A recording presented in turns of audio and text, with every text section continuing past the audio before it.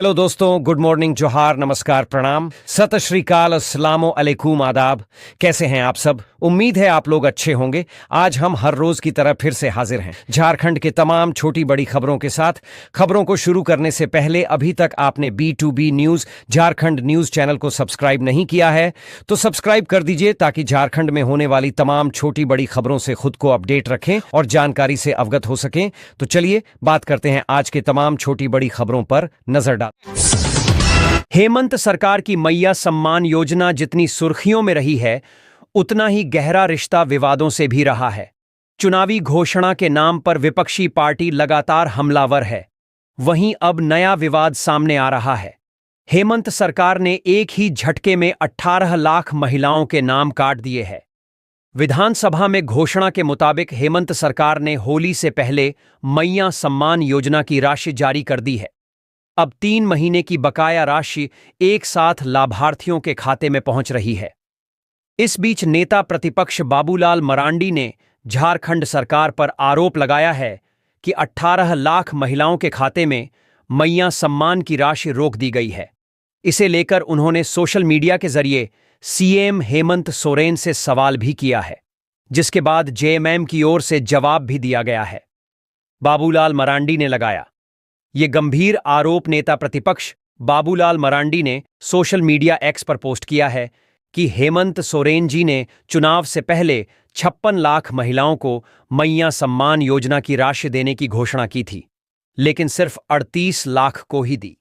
हेमंत जी, बाकी 18 लाख महिलाओं ने आपका क्या बिगाड़ा है? सोशल मीडिया पर लिखी ये बात बाबूलाल मरांडी ने आगे लिखा कि अभी मात्र 38 लाख महिलाओं के खाते में ही राशि भेजी जा रही है। शेष 18 लाख महिलाओं की राशि अपात्रता या तकनीकी बाधा या अन्य कारण बताकर रोक दी गई है। राज्य सरकार बहानेबाजी बंद कर सभी महिलाओं को मैया सम्मान योजना की राशि जारी करे, अन्यथा भाजपा महिलाओं के पक्ष में चरणबद्ध आंदोलन शुरू करेगी। जेएमएम ने भी किया पलटवार। जेएमएम ने बीजेपी से सवाल पूछा कि हरियाणा में चुनावी वादे के बावजूद अभी तक राशि नहीं मिली। दिल्ली में सिर्फ 10 लाख महिलाओं के लिए योजना की घोषणा हुई। राजस्थान में भी योजना अभी तक शुरू नहीं हुई। गिरिडीह जिले से एक दर्दनाक घटना सामने आई है। मिली जानकारी के अनुसार एक ही परिवार के 4 लोगों की मौत हो गई है। मामला गिरिडीह जिले के पीरटांड के हरलाडीह ओपी क्षेत्र अंतर्गत महेश लिट्टी गांव का है, जहां शनिवार की रात करीब 1 बजे 2 बेटियों एवं 1 बेटे के साथ पिता का शव उनके ही घर में मिलने से सनसनी फैल गई। बता दें कि मृतक पिता का शव फांसी के फंदे से झूल गया है। घटना की जानकारी मिलते ही सैकड़ों लोग सनाउल अंसारी 33 के घर पहुंच गए। सूचना मिलते ही खुखरा थाना प्रभारी निरंजन कच्छप, हरलाडीह ओपी प्रभारी दीपक कुमार दलबल के साथ घटनास्थल पर पहुंचे। पुलिस मामले की छानबीन में जुट गई है। घटना के कारणों का पता लगाने में जुटी पुलिस ने बताया है कि सनाउल अंसारी 33 ने अपनी बेटी आफरीन परवीन 12, जैबा नाज 8 और बेटे सफाउल अंसारी 6 वर्ष की हत्या करने के बाद खुद फंदे से झूल गया। फिलहाल घटना के पीछे के कारणों का पता नहीं चल पाया है। पुलिस ने कहा है कि मामले की जांच शुरू कर दी गई है। जल्द ही इसके कारणों का पता लगा लिया जाएगा। झारखंड उच्च न्यायालय ने झारखंड सुपीरियर जुडिशियल सर्विस के तहत जिला जज के 15 रिक्त पदों पर भर्ती प्रक्रिया शुरू की है। इसके लिए विज्ञापन संख्या 01/2024 के तहत ऑनलाइन आवेदन मंगाए गए थे। न्यायालय प्रशासन की ओर से जारी सूचना के अनुसार मुख्य परीक्षा 27 अप्रैल को आयोजित की जाएगी। अभ्यर्थी 15 अप्रैल से अपना प्रवेश पत्र डाउनलोड कर सकते हैं। आवेदन की स्क्रूटनी प्रक्रिया के दौरान 259 अभ्यर्थियों के आवेदन विभिन्न कारणों से रद्द कर दिए हैं। बता दें कि वर्ष 2022 में 22 पदों के लिए भर्ती प्रक्रिया शुरू हुई थी। फाइनल रिजल्ट के बाद 13 अभ्यर्थियों को नियुक्त किया गया था। मामला सुप्रीम कोर्ट तक पहुंचा, जिसके आदेश के बाद बचे 9 पदों पर भी नियुक्ति हुई। अब वर्ष 2025 में 15 नए पदों के लिए भर्ती प्रक्रिया जारी है। राज्य सरकार के विभिन्न विभागों में 1,60,000 पद वर्तमान में खाली है। एक शोध के अनुसार इन रिक्तियों के मद्देनजर सरकार के विभिन्न विभागों में फिलहाल 50,000 से ज्यादा पदों पर नियमित नियुक्ति हो सकती है। वहीं राज्य सरकार के आंकड़ों के अनुसार विभिन्न विभागों में कुल 3,49,000 स्वीकृत पद हैं। इन पदों के मुकाबले विभिन्न पदों पर नियमित रूप से सिर्फ 1,88,000 कर्मचारी ही कार्यरत है। यानी सरकार में स्वीकृत पदों के मुकाबले 1,60,000 पद रिक्त हैं। लेकिन इन सभी पदों पर एक साथ नियुक्तियां नहीं हो सकती है। एक ही बार सभी रिक्त पदों को भरने से प्रोन्नति की प्रक्रिया बाधित हो जाती है। इसलिए कुल स्वीकृत पदों के मुकाबले औसतन 30% पदों को खाली रखा जाता है ताकि कर्मचारियों को प्रोन्नति मिलती रहे। प्रोन्नति की प्रक्रिया जारी रखने के लिए 30% पदों को खाली रखकर सरकार फिलहाल 50,000 से अधिक स्वीकृत पदों पर नियमित नियुक्ति कर सकती है। सरकारी विभागों में पदों के मुकाबले कर्मचारी नहीं होने की वजह से सरकारी कामकाज में दिक्कतें आ रही हैं। वहीं सरकारी विभागों में कॉन्ट्रैक्ट कर्मचारियों की मदद से काम हो रहा है, जिस कारण युवाओं को स्थायी रोजगार नहीं मिल रहा है। भारतीय जनता पार्टी भाजपा के प्रदेश अध्यक्ष और नेता प्रतिपक्ष बाबूलाल मरांडी ने सोशल मीडिया एक्स के माध्यम से हेमंत सरकार पर बड़ा निशाना साधा है। मरांडी ने रविवार को राज्य सरकार को हिंदू विरोधी बताते हुए कहा कि उनकी आशंका सही साबित हुई। उन्होंने कहा कि शनिवार को यह आशंका व्यक्त की थी कि होली के दिन गिरिडीह के घोरथंबा में हुई हिंसा मामले में प्रशासन उपद्रवियों का बचाव करते हुए मामले को संतुलित दिखाने के लिए पीड़ित हिंदू पक्ष पर कार्रवाई कर सकती है। उन्होंने कहा कि अब इस मामले में दर्ज एफआईआर को देखने से ऐसा लगता है जैसे यह कोई शिकायतवाद नहीं, बल्कि हिंदुओं पर हुए हमले का एक पूर्व नियोजित खाका हो। उन्होंने कहा कि एफआईआर में जिस प्रकार से घटना को वर्णित किया गया है, उससे ऐसा प्रतीत होता है कि कांग्रेस जामुमो के शासन में हिंदुओं ने होली मनाकर कोई अपराध कर दिया है। यदि हिंदू अपना त्योहार मनाएंगे तो उन पर बोतल, बम और पत्थर से हमला होगा। फिर उसके बाद घटना का दोषी बताते हुए उन पर ही मुकदमा भी दर्ज होगा। उन्होंने कहा कि यह एफआईआर पूरी तरह तुष्टीकरण से प्रभावित लगती है, जिसमें हेमंत सरकार की हिंदू विरोधी मानसिकता स्पष्ट नजर आती है। सिर्फ पीड़ित हिंदू पक्ष को कटघरे में खड़ा कर उन्हें ही दोषी ठहराए जाने की सुनियोजित साजिश रची गई है। घटना के असली गुनहगारों को बचाने की पटकथा एफआईआर लिखकर सरकार ने उपद्रवियों का मनोबल बढ़ाने और भविष्य में हिंदुओं के ऊपर ऐसे ही हिंसक हमले करने के लिए प्रेरित किया है। झारखंड के अस्पतालों ने आयुष्मान भारत योजना के लाभुकों से पैसे ऐंठने का नायाब तरीका निकाल लिया है। मरीजों के परिजनों को गलत जानकारी देकर अलग से पैसे देने के लिए मजबूर किया जा रहा है। पहले कुछ अस्पताल ही ऐसा करते थे, लेकिन अब खुलेआम यह सब हो रहा है। प्रभात खबर की एक रिपोर्ट के मुताबिक रांची के रातू रोड की रहने वाली यमुना देवी लोगों के घरों में झाड़ू लगाने और बर्तन धोने का काम करती हैं। इलाज कराने के लिए जगन्नाथपुर के एक सुपर स्पेशियलिटी हॉस्पिटल गईं। वहां उनसे कहा गया कि इस पैकेज में बीमारी का इलाज नहीं हो सकता। अगर अलग से 25,000 रुपए देंगे तो इलाज हो जाएगा, लेकिन इसका बिल नहीं मिलेगा। किसी तरह परिजनों ने पैसे का इंतजाम किया और बिना बिल लिए ही यमुना देवी का इलाज करवाया। ऐसा ही पिस्का मोड़ निवासी सविता कुमारी, बदला हुआ नाम, के साथ भी हुआ। उन्होंने हरिहर सिंह रोड स्थित एक सुपर स्पेशियलिटी अस्पताल में दिल का इलाज कराया। उनके पास 70 साल से अधिक उम्र वाला आयुष्मान कार्ड था।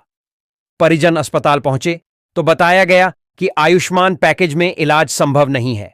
बाद में कहा कि इलाज तो हो जाएगा, लेकिन 33,000 रुपए अलग से देने होंगे, इसका बिल नहीं मिलेगा। परिजन तैयार हो गए तो इलाज हुआ। यह अस्पतालों का नायाब तरीका है आयुष्मान भारत योजना के लाभुकों से पैसे वसूलने का। योजना के तहत इलाज का खर्च निर्धारित होने के कारण निजी अस्पतालों के पास ऑन पेपर अधिक पैसे लेने की गुंजाइश नहीं है। ऐसे में लाभुक से पैसे ऐंठने का अस्पतालों ने यह नया तरीका खोज निकाला है। अब अस्पतालों में सर्जरी के लिए अलग से 25,000 से 43,000 रुपए लिए जा रहे हैं। पहले ही यह शर्त रख दी जाती है कि इस रकम का कोई बिल या कागज नहीं मिलेगा। ऐसे मरीजों के परिजनों को लगता है कि अगर सामान्य पैकेज से इलाज कराना पड़ा तो 1,50,000 से 2,50,000 रुपए लग जाएंगे। इसलिए वह विवश होकर पैसे देने के लिए तैयार हो जाते हैं। 33,000 रुपए देने के लिए गरीब मरीज जमीन बंधक रख देते हैं या गहना गिरवी रखते हैं। जिनके पास जमीन या गहना नहीं होता, वे सूद पर पैसे लेकर अस्पताल को दे रहे हैं। आयुष्मान योजना में 70 साल से अधिक उम्र के मरीजों से भी अलग से पैसे वसूले जा रहे हैं। रांची के कई निजी अस्पतालों ने आयुष्मान योजना के लाभुकों से पैसे वसूलने का यह तरीका अपना लिया है। इसमें छोटे अस्पताल के बाद अब सुपर स्पेशियलिटी अस्पताल भी शामिल हो गए हैं। यह सब डॉक्टरों की मिलीभगत और सहमति से होता है। स्वास्थ्य विशेषज्ञों ने भी माना है कि पहले कुछ ही अस्पताल ऐसा कर रहे थे, लेकिन अब यह खुलेआम होने लगा है। सर्वजन पेंशन योजना झारखंड सरकार आम जनता के लिए तरह की योजनाएं चला रही है। आज भी राज्य में आधे से अधिक लोग शायद ही इन महत्वपूर्ण योजनाओं के बारे में जानते होंगे। फलस्वरूप वे इन योजनाओं का लाभ लेने से भी वंचित रह जाते हैं। जरूरतमंद लोगों के लिए राज्य सरकार की एक बेहद महत्वपूर्ण योजना है सर्वजन पेंशन योजना। इस योजना के तहत जरूरतमंद लोगों को हर महीने राज्य सरकार 1,000 रुपए की सहायता राशि देती है। अगर आप भी इस योजना के संबंध में नहीं जानते, तो आज हम आपको इससे संबंधित सारी जानकारी देने जा रहे हैं। झारखंड सरकार द्वारा राज्य के जरूरतमंद लोगों को आर्थिक सहायता देने के लिए वर्ष 2021 में सर्वजन पेंशन योजना की शुरुआत की थी। इस योजना के तहत विभिन्न वर्गों के लोगों को प्रतिमाह 1,000 रुपए की पेंशन दी जाती है। योजना का लाभ मुख्यतः 4 वर्गों के लोगों को ही दिया जाता है। प्रतिमाह 5 तारीख को योजना की राशि लाभुक के बैंक अकाउंट में ट्रांसफर कर दी जाती है। इन्हें मिलता है सर्वजन पेंशन योजना का लाभ 60 वर्ष या इससे अधिक उम्र के वृद्ध, 18 वर्ष या इससे अधिक उम्र की निराश्रित महिला विधवा, 5 वर्ष या इससे अधिक उम्र के दिव्यांगजन, HIV, एड्स पीड़ित मरीज। सर्वजन पेंशन योजना का लाभ लेने के लिए जरूरी दस्तावेज आधार कार्ड, आयु प्रमाण पत्र, वोटर ID कार्ड, विधवा के लिए पति का मृत्यु प्रमाण पत्र, दिव्यांगजनों के लिए दिव्यांगता संबंधी प्रमाण पत्र, HIV, एड्स पीड़ितों के लिए ARD प्राप्त करने संबंधी चिकित्सा प्रमाण पत्र। सर्वजन पेंशन योजना के लिए कैसे और कहां करें आवेदन? सबसे पहले प्रखंड विकास पदाधिकारी या अंचल अधिकारी के कार्यालय से आवेदन पत्र प्राप्त करें। आवेदन पत्र में जो भी जानकारी मांगी गई है, सभी जानकारी भरें। इसके बाद आवश्यक दस्तावेजों को आवेदन पत्र के साथ अटैच करें। अब अपना आवेदन ग्रामीण क्षेत्र में प्रखंड विकास प्राधिकारी और शहरी क्षेत्र में अंचल अधिकारी के पास जमा करें। ऑनलाइन आवेदन करने के लिए झार सेवा पोर्टल पर जाकर स्वयं पंजीकरण करना होगा। इसके अलावा आप अपने नजदीकी CSC या जन सुविधा केंद्र के माध्यम से भी आवेदन कर सकते हैं। राजधानी रांची में तैनात CRPF के जवान संजीत कुमार सिंह की सड़क हादसे में मौत हो गई है। वह 42 वर्ष के थे। 14 मार्च की दोपहर 12 बजे तेज रफ्तार कार ने उनकी बाइक में जोरदार टक्कर मार दी थी। इससे सड़क दुर्घटना में उनकी मौत हो गई। नगड़ी थाना क्षेत्र में रिंग रोड पर यह हादसा तब हुआ जब वह रांची स्थित CRPF कैंप से वापस लौट रहे थे। सैन्य सम्मान के साथ उनका अंतिम संस्कार किया गया। तेज गति से आ रही XUV 700 ने उनकी बाइक को जोरदार टक्कर मार दी। टक्कर इतनी जोरदार थी कि वह डिवाइडर पार कर दूसरी ओर जा गिरे। इसके बाद एक ट्रक से भी उनकी टक्कर हो गई। यह हादसा इतना भयानक था कि मौके पर ही उनकी मौत हो गई। पुलिस ने FIR दर्ज कर सड़क हादसे में मौत की जांच शुरू कर दी है। संजीत कुमार सिंह का अंतिम संस्कार उनके गृहनगर धुलियार 3 पहाड़ में पूरे सैन्य सम्मान के साथ किया गया। उनके असामयिक निधन से इलाके में शोक की लहर है। 5 भाई बहनों में सबसे छोटे थे संजीत, CRPF जवान। संजीत कुमार सिंह मूल रूप से धुलियार 3 पहाड़ झारखंड के निवासी थे। उन्होंने जम्मू कश्मीर, दिल्ली, झाड़ग्राम और रांची जैसे संवेदनशील स्थानों पर अपनी सेवाएं दी थीं। वर्तमान में वे रांची में तैनात थे। वह अपने पीछे भरा पूरा परिवार छोड़ गए हैं। उनके परिवार में पत्नी खुशी देवी, 14 वर्षीय पुत्र अंकुर और 12 वर्षीय पुत्री प्राची शामिल हैं। वह 5 भाई बहनों में सबसे छोटे थे। परिवार में अभी माता पिता भी हैं। झामुमो के केंद्रीय अध्यक्ष और राज्यसभा सांसद शिबू सोरेन के पैतृक आवास रामगढ़ के नेमरा में बाहा पर्व की पारिवारिक पूजा में मुख्यमंत्री हेमंत सोरेन और उनकी पत्नी कल्पना सोरेन के साथ साथ पूर्व विधायक सह भाजपा नेता सीता सोरेन भी शामिल हुई थीं। सोरेन परिवार की बड़ी बहू सीता सोरेन के बाहा पर्व में शिरकत करने के बाद राज्य की राजनीति में उनकी फिर से झारखंड मुक्ति मोर्चा में शामिल होने के कयास तेज हो गए हैं। इन कयासों के बीच झामुमो के एक केंद्रीय प्रवक्ता ने यह बयान देकर राज्य की राजनीति को गरमा दिया है कि सीता भाभी तो सोरेन परिवार की बहू हैं। उन्होंने कहा कि और भी कई भाजपा नेता हैं जिन्होंने झामुमो की सदस्यता लेने के लिए आवेदन दे रखा है। झामुमो के केंद्रीय प्रवक्ता मनोज पांडेय यह भी कहते हैं कि भाजपा के जो भी नेता झामुमो की सदस्यता लेना चाहते हैं उस पर अगले महीने पार्टी के 13वें केंद्रीय महाधिवेशन में उनके नेता शिबू सोरेन और हेमंत सोरेन द्वारा फैसला लिया जाएगा। एक तरफ झामुमो के केंद्रीय प्रवक्ता ने कई भाजपा नेताओं के जेएमएम में शामिल होने के लिए आवेदन देने की बात कहकर राजनीति को हवा दे दी, तो दूसरी ओर हेमंत सोरेन के पैतृक गांव नेमरा में सोरेन परिवार के पारिवारिक पूजा में सीता सोरेन के भाग लेने को सामान्य बात बताते हुए उन्होंने कहा कि जब कोई पारिवारिक पूजा होती है तो उसमें परिवार के सभी सदस्य भाग लेते हैं। पूर्व विधायक का भी पूजा में भाग लेना सामान्य बात है। इस मामले को राजनीति या उनकी घर वापसी के तौर पर नहीं देखा जाना चाहिए। भाजपा के कई कार्यकर्ताओं और नेताओं द्वारा झामुमो में शामिल होने के लिए आवेदन दिए जाने के प्रवक्ता के दावे पर पलटवार करते हुए झारखंड भाजपा के प्रदेश प्रवक्ता प्रदीप सिन्हा ने कहा कि अगर ऐसा है तो फिर झारखंड मुक्ति मोर्चा देर क्यों कर रहा है और हमें क्यों बता रहा है। झामुमो शिगुफा छोड़ने का काम बंद कर जल्द अपनी मुहिम को आगे बढ़ाएं। भाजपा प्रवक्ता ने कहा कि हमारे दल के कार्यकर्ता और नेता न सिर्फ समर्पित हैं बल्कि वचनबद्ध होते हैं।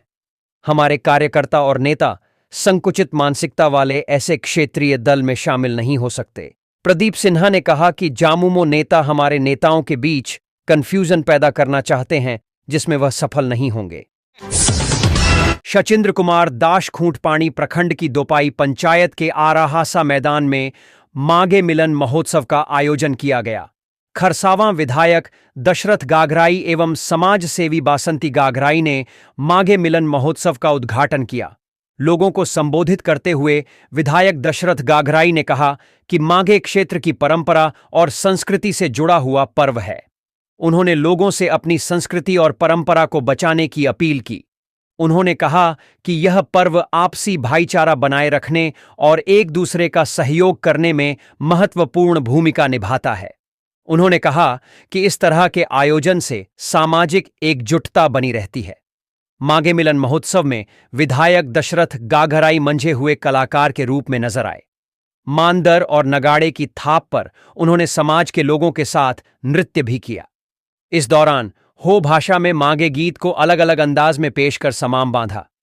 निमिन बुगिन माघे जो पोरोब रोसा आंदाओ आ बाजी गोजेन बाटी गोजेन माघे ना पोरोब ताराबू मेंटे निमिन बुगिन माघे ना पोरोब आदि माघे गीतों पर लोग मांदर की थाप पर झूमते नजर आए। माघे मिलन समारोह में विभिन्न गांवों से पहुंचे नृत्य दलों ने मांदर की थाप पर लय से लय मिलाते हुए नृत्य किया। इस दौरान उत्कृष्ट नृत्य का प्रदर्शन करने वाले माघे नृत्य दल को पुरस्कृत किया गया।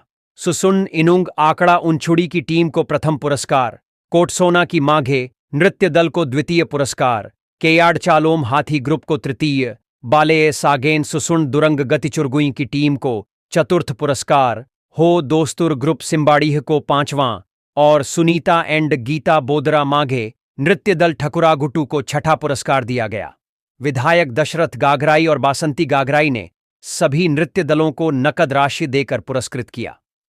कार्यक्रम में मुख्य रूप से अर्जुन उर्फ नायडू गोप, जिप सदस्य यमुना त्यू, मोनिका बोईपाई, धमेंद्र मुंडा, मुन्ना सोय, दुर्गचरण पाड़ेया, बबलू गोडसोरा, ज्योति बोदरा, प्राण सिंह लेयांगी, डिम्बू त्यू, पांडू बोदरा, राम सोय, बबलू बोदरा, वीरेंद्र जामुदा, जय सिंह बोदरा, जय सिंह प्रति, सालूका हाईबुरु, लक्ष्मी त्यू, पुष्या जामुदा, सुभाष त्यू, बाबूराम त्यू, विनोद बोदरा समेत काफी संख्या में लोग मौजूद रहे।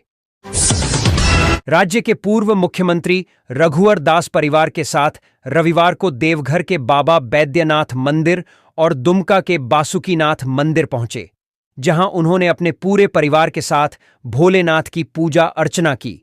रघुवर दास के साथ उनकी पुत्रवधू सह भाजपा विधायक पूर्णिमा दास भी मौजूद रहीं। मंदिर पहुंचने के बाद रघुवर दास ने अपनी पत्नी के साथ बाबा बैद्यनाथ और मां पार्वती के मंदिर में गठबंधन पूजा भी की। रघुवर दास के आगमन को लेकर बाबा मंदिर परिसर में सुरक्षा के कड़े बंदोबस्त किए गए थे। वीआईपी सुविधा के तहत रघुवर दास और उनके परिवार को पूजा कराई गई। इस दौरान झारखंड के पूर्व मंत्री राज पलिवार, पंडा धर्म रक्षिणी सभा के पूर्व अध्यक्ष कार्तिक ठाकुर, भाजपा जिला अध्यक्ष सचिन रवानी सहित कई लोग मौजूद रहे। भोलेनाथ की पूजा करने के बाद रघुवर दास ने मीडिया से भी बातचीत की। इस दौरान उन्होंने कहा कि आज मंदिर में पहुंचकर उन्होंने बाबा बैद्यनाथ की पूजा की और राज्य की सुख समृद्धि और शांति के लिए कामना की है। अपने पूरे परिवार के साथ देवघर के बैद्यनाथ मंदिर में पूजा करने के बाद रघुवर दास कड़ी सुरक्षा के बीच दुमका जिले के बासुकीनाथ मंदिर के लिए रवाना हो गए। गिरिडीह की घटना को बताया दुर्भाग्यपूर्ण। वहीं मंदिर पहुंचने से पूर्व रघुवर दास ने सोशल मीडिया के माध्यम से होली के दौरान गिरिडीह में हुई घटना को दुर्भाग्यपूर्ण बताया। उन्होंने सोशल मीडिया पर लिखा कि जब से झारखंड में हेमंत सरकार आई है, कोई भी हिंदू त्योहार बिना हिंसक घटना के पूरा नहीं हो रहा है। यह वोट बैंक और तुष्टीकरण की राजनीति की पराकाष्ठा है। सरहुल का जुलूस हो या सरस्वती प्रतिमा का विसर्जन, रामनवमी हो या होली जुलूस, समुदाय विशेष द्वारा पथराव और आगजनी की घटनाओं को अंजाम दिया जा रहा है। दुखद यह है कि शासन और प्रशासन मूक दर्शक बना रहता है। वहीं रघुवर दास में बासुकीनाथ में कहा कि वर्तमान सरकार ने चुनाव के समय बड़े बैनर पोस्टर लगाकर प्रचार प्रसार किया था कि 18 साल से 50 साल तक की महिलाओं को मैया सम्मान योजना का लाभ दिया जाएगा, उनके अकाउंट में 2500 रुपए दिए जाएंगे। लेकिन जैसे ही जनादेश मिला, सरकार वादों को पूर्ण करने में कतरा रही है। मुख्यमंत्री हेमंत सोरेन शनिवार को अपने पैतृक गांव नेमरा पहुंचे। यहां उन्होंने अपने परिवार के साथ बाहा पर्व मनाया। इस दौरान उन्होंने पारंपरिक तरीके से पूजा अर्चना की। मुख्यमंत्री हेमंत सोरेन हेलीकॉप्टर से अपने गांव पहुंचे और हेलीपैड से सीधे अपने घर गए। वहां उन्होंने पारंपरिक वस्त्र धारण किए और ढोल नगाड़ों की थाप के बीच पैदल करीब 1 किलोमीटर चलकर सरना स्थल पहुंचे। वहां उन्होंने संथाली परंपरा के अनुसार पूजा की। बता दें कि सीएम हेमंत सोरेन संथाल समाज के मांझी हडाम हैं, इसलिए वे हर साल बाहा पूजा में शामिल होते हैं। इस मौके पर उन्होंने अपने कुल देवता की भी पूजा की। बाहा पर्व चैत्र माह की शुरुआत से पहले मनाया जाता है, जिसमें गांव के लोग जाहिर अथान पर पूजा करते हैं। इस पूजा में आम और महुआ के फूलों का विशेष महत्व होता है। इस खास मौके पर मुख्यमंत्री के साथ उनकी मां रूपी सोरेन, पत्नी एवं गांडेय की विधायक कल्पना सोरेन, भाभी पूर्व विधायक सीता सोरेन समेत परिवार के अन्य सदस्य भी मौजूद थे। सभी ने पारंपरिक रीति रिवाजों के साथ पूजा में भाग लिया। मुख्यमंत्री के दौरे को देखते हुए सुरक्षा के कड़े इंतजाम किए गए थे। DC Chandan Kumar, SP Ajay Kumar, SDO सहित जिले के वरिष्ठ अधिकारी उनके पैतृक आवास पर मौजूद रहे। पूरे नेमरा गांव और उनके गुजरने वाले मार्गों पर सुरक्षा बल तैनात किए गए थे। बाहा पर्व के मौके पर मुख्यमंत्री हेमंत सोरेन ने सभी को शुभकामनाएं दीं। झारखंड के कई जिलों को भीषण गर्मी से राहत मिलने जा रही है। अगले कुछ घंटों में इन जिलों में गरज के साथ बारिश होने की संभावना है। मौसम विभाग ने इस संबंध में येलो अलर्ट जारी कर दिया है। भारत मौसम विज्ञान विभाग आईएमडी के रांची स्थित मौसम केंद्र की ओर से इस संबंध में अलर्ट जारी किया गया है। रविवार 16 मार्च 2025 को मौसम केंद्र के मौसम पूर्वानुमान पदाधिकारी ने येलो अलर्ट जारी करते हुए कहा है कि कोल्हान प्रमंडल के गढ़वा, पलामू और लातेहार जिले में अगले 1 से 3 घंटे में हल्के दर्जे की गरज के साथ बारिश हो सकती है। इस दौरान वज्रपात होने की भी आशंका है। मौसम विभाग ने लोगों को सतर्क भी किया है। कहा है कि इस मौसम को देखते हुए लोग सतर्क और सावधान रहें। सुरक्षित जगहों पर रहें। पेड़ के नीचे या किसी बिजली के पोल के आसपास न रहें। किसानों से भी अपील की गई है कि खराब मौसम के दौरान वे खेतों में न जाएं। भारतीय जनता पार्टी भाजपा के प्रदेश अध्यक्ष और नेता प्रतिपक्ष बाबूलाल मरांडी ने सोशल मीडिया एक्स के माध्यम से हेमंत सरकार पर बड़ा निशाना साधा है। मरांडी ने रविवार को राज्य सरकार को हिंदू विरोधी बताते हुए कहा कि उनकी आशंका सही साबित हुई। उन्होंने कहा कि शनिवार को यह आशंका व्यक्त की थी कि होली के दिन गिरिडीह के घोरथंबा में हुई हिंसा मामले में प्रशासन उपद्रवियों का बचाव करते हुए मामले को संतुलित दिखाने के लिए पीड़ित हिंदू पक्ष पर कार्रवाई कर सकती है। उन्होंने कहा कि अब इस मामले में दर्ज एफआईआर को देखने से ऐसा लगता है जैसे यह कोई शिकायतवाद नहीं, बल्कि हिंदुओं पर हुए हमले का एक पूर्व नियोजित खाका हो। उन्होंने कहा कि एफआईआर में जिस प्रकार से घटना को वर्णित किया गया है, उससे ऐसा प्रतीत होता है कि कांग्रेस जामुमो के शासन में हिंदुओं ने होली मनाकर कोई अपराध कर दिया है। यदि हिंदू अपना त्योहार मनाएंगे तो उन पर बोतल, बम और पत्थर से हमला होगा। फिर उसके बाद घटना का दोषी बताते हुए उन पर ही मुकदमा भी दर्ज होगा। उन्होंने कहा कि यह एफआईआर पूरी तरह तुष्टीकरण से प्रभावित लगती है, जिसमें हेमंत सरकार की हिंदू विरोधी मानसिकता स्पष्ट नजर आती है। सिर्फ पीड़ित हिंदू पक्ष को कटघरे में खड़ा कर उन्हें ही दोषी ठहराए जाने की सुनियोजित साजिश रची गई है। घटना के असली गुनहगारों को बचाने की पटकथा एफआईआर लिखकर सरकार ने उपद्रवियों का मनोबल बढ़ाने और भविष्य में हिंदुओं के ऊपर ऐसे ही हिंसक हमले करने के लिए प्रेरित किया है।